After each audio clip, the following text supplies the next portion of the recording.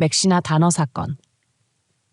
한밤중에 몰래 집을 나서 데이트를 하다가 벌어진 비극. 17세 여학생 맥시나 단어의 시신이 발견된 후 한 친구가 맥시나가 신비로운 남자와의 비밀 데이트 계획을 자신에게 털어놓았다고 밝혔다. 이 만남은 맥시나가 사망한 그날 밤에 이루어졌다. 과연 그날 밤 무슨 일이 있었을까?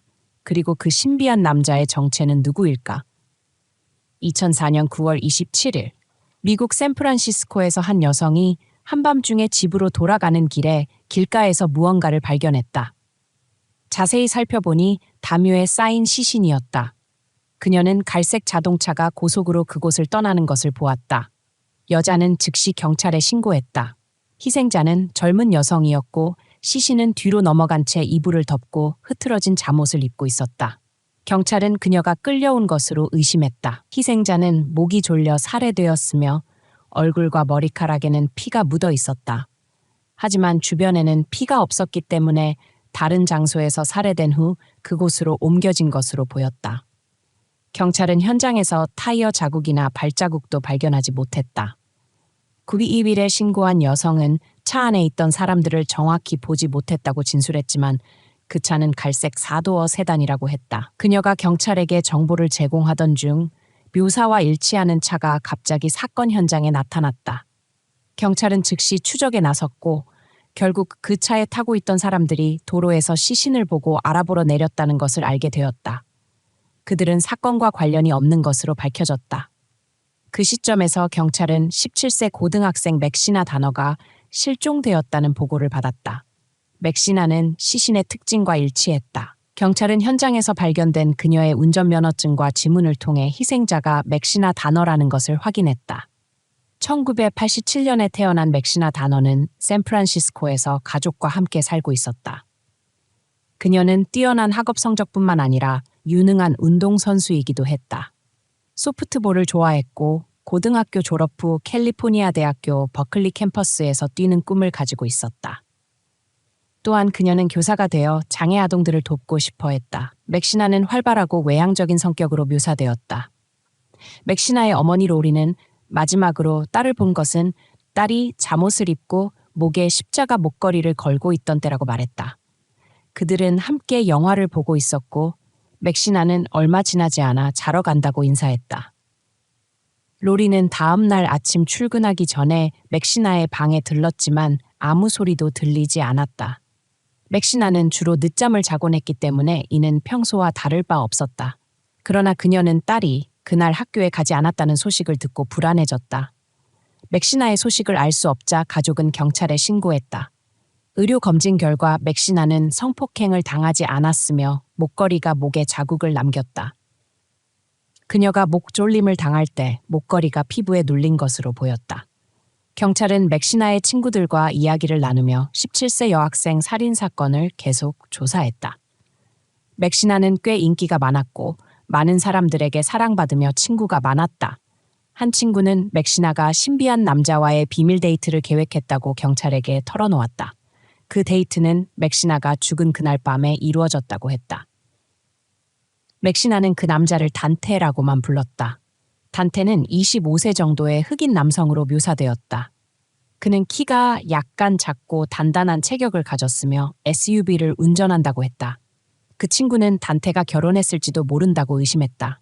맥시나는 한 달 전에 단테를 만났다. 당시 맥시나는 친구와 함께 버스 정류장에서 기다리고 있었고 그때 단테가 차를 세우며 둘은 서로 전화번호를 교환했다. 맥시나의 전화 기록을 확보한 수사관들은 그녀가 살해된 후 며칠 동안도 휴대전화가 계속 사용되고 있음을 발견했다. 경찰은 데이터를 추적해 샌프란시스코 베이뷰 근처의 한 공원에서 단서를 찾았다. 그곳은 맥시나의 시신이 발견된 장소에서 멀지 않았다. 맥시나의 전화를 사용하고 있던 남자는 모리스 파웰이라는 사람이었다. 모리스는 경찰에게 낯설지 않은 인물로 절도와 마약 사용 등 전과가 있었다. 휴대전화에 대한 질문을 받자 모리스는 알지 못하는 사람을 도와주고 대가를 받았다고 주장했다. 범죄 기록에 대한 질문에는 답변을 꺼렸다. 경찰은 그가 무언가를 숨기고 있다고 믿었지만 그를 구속할 이유가 없었기 때문에 모리스를 풀어줄 수밖에 없었다. 경찰은 계속해서 맥시나의 휴대전화 기록을 면밀히 조사했다. 그들은 맥시나가 21세의 남성 로이스 밀러와 자주 연락하고 있었다는 사실을 발견했다. 맥시나와 로이스는 140을 통해 전화를 주고받았고 대화의 길이는 다양했지만 로이스가 주로 맥시나에게 전화를 걸었다. 두 사람은 맥시나가 사망한 밤에도 여러 차례 연락을 주고받았다.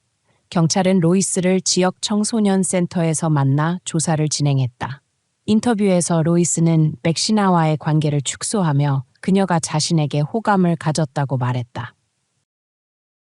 단테라는 이름을 들어본 적이 있느냐는 질문에 로이스는 모른다고 답하며 다른 사람들에 대해 맥시나에게 물어본 적이 없다고 주장했다. 그는 자신이 그들과의 대화에서 맥시나에게 무슨 말을 했는지 기억할 수 없다고 말했다. 로이스는 또한 그날 밤 맥시나를 만나지 않았다고 주장했다. 그가 교통수단이 없었기 때문이다. 로이스는 어머니와 함께 살았고 그 당시 어머니는 도시를 떠나 있었다. 경찰은 맥시나 다너의 죽음과 관련해 로이스 밀러의 진술과 연관성에 의구심을 가졌지만 그를 체포할 이유가 없어 풀어줄 수밖에 없었다. 로이스가 경찰서에서 나간 직후 한 변호사가 수사당국에 연락했다. 변호사는 자신의 의뢰인이 맥시나의 살인사건에 대한 정보를 가지고 있다고 말했다. 면책 거래를 통해 증인은 자신의 가장 친한 친구가 맥시나를 죽였다고 밝혔다. 그는 친구와 함께 맥시나의 시신을 도로에 버렸다고 말했다.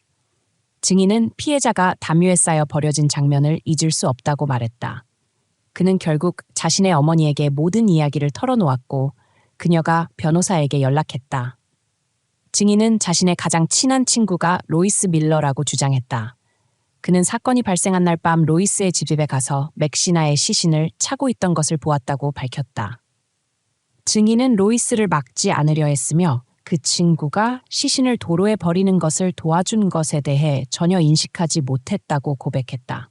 또한 증인은 피의자 모리스 파웰이 사건 발생 당시 그 지역에 있었고 로이스의 집에서 나오는 모리스를 보았다고 말했다. 경찰의 계속된 질문에 모리스는 로이스가 자신에게 태워달라고 요청했다고 밝혔다. 모리스는 로이스를 태우고 맥시나를 데리러 간 후 다시 로이스의 집으로 돌아갔다고 주장했다. 다음 날 로이스는 모리스에게 나중에 맥시나의 휴대전화로 알려진 전화기를 주었다. 로이스는 모리스에게 맥시나의 시신을 처리하는 데 도움을 요청했지만 모리스는 거부하고 관련되고 싶지 않다고 말했다. 모리스는 그 후 로이스의 가장 친한 친구가 로이스와 함께 떠나는 것을 보았다고 덧붙였다. 로이스는 결국 친구들의 증언에 의해 맥시나가 자주 언급한 신비한 남자, 단테라는 존재로 지목되었다. 경찰과의 대면에서 로이스는 자신이 범죄와 연관되어 있지 않다고 주장했다. 하지만 그와 맥시나의 전화 데이터에서 나온 증거와 함께 로이스 밀러는 체포되어 2급 살인 혐의로 기소되었다. 로이스에 대한 재판은 2007년 3월에 시작되었다. 로이스의 친구가 주요 증인으로 출석했다. 검사 측은 로이스가 맥시나를 살해한 후 자신의 가장 친한 친구를 끌어들여 범죄를 저지르게 하고 모리스를 범인으로 몰려고 했다고 주장했다. 반면 변호사는 이가 모리스 파웰에 의해 저질러졌다고 주장하며 모리스를 여러 범죄 경력이 있는 인물로 묘사하고 로이스는 단지 맥시나의 시신을 도로 옆에 두도록 도와주었다고 주장했다. 2007년 3월 18일 배심원단은 로이스를 주범이자 실제 범인으로 선언했다. 그는 2급 살인죄로 15년에서 무기징역에 해당하는 형량을 선고받았다. 이 사건의 진짜 동기는 여전히 불분명하다.